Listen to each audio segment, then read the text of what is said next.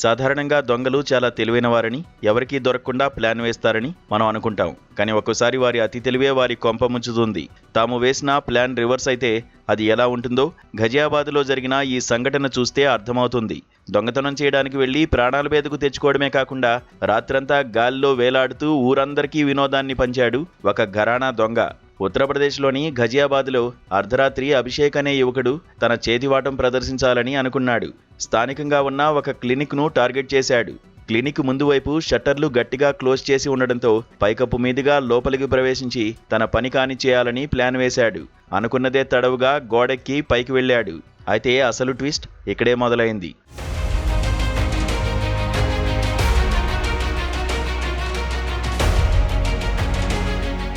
పైనుంచి క్లినిక్ లోపలికి దిగడానికి ప్రయత్నిస్తున్న క్రమంలో రోలింగ్ షట్టర్కు గోడకు మధ్య ఉన్న సన్నని గ్యాప్లో అతడు ఇరుక్కుపోయాడు. దురదృష్టవశాత్తు అతడి మెడ సరిగ్గా ఆ సందులో ఇరుక్కుపోవడంతో కదల్లేక మెదల్లేక రాత్రంతా గాల్లో వేలాడుతూనే ఉండిపోయాడు. ఎంత ప్రయత్నించినా బయటకు రాలేకపోయాడు. అరుపులు కేకలు వేస్తే ఎక్కడ దొరికిపోతానో అన్న భయంతో రాత్రంతా నరకం అనుభవించాడు. తర్వాతి రోజు ఉదయం క్లినిక్ సమీపంలో నడుచుకుంటూ వెళ్తున్న స్థానికులు ఆ దొంగను చూసి షాకుకు గురయ్యారు. వెంటనే వారు పోలీసులకు, అగ్నిమాపక విభాగానికి సమాచారం అందించారు. సమాచారం అందుకున్న ఫైర్ సిబ్బంది హుటాహుటిన అక్కడికి చేరుకున్నారు. గ్యాస్ కట్టర్లు, ఇతర పరికరాలతో ఎంతో కష్టపడి షట్టర్ గ్యాప్ను వెడల్పు చేసి అభిషేక్ను సురక్షితంగా రక్షించారు.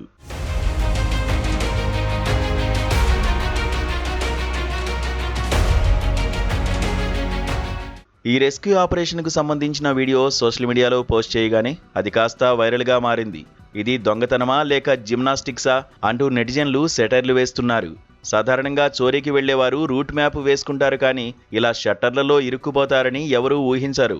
అభిషేక్ ఉదంతం చూస్తుంటే చేసిన పాపం కాశీకి వెళ్లినా పోదు అన్న సామెత గుర్తుకొస్తోందని నెటిజన్లు కామెంట్ చేస్తున్నారు. ప్రస్తుతం నిందితుడు అభిషేక్ పోలీసుల అదుపులో ఉన్నాడు. దొంగతనం చేయకముందే పట్టుబడ్డంతో పాటు రాత్రంతా తలకిందులుగా వేలాడి తగిన శాస్తి అనుభవించాడని పోలీసులు చెబుతున్నారు.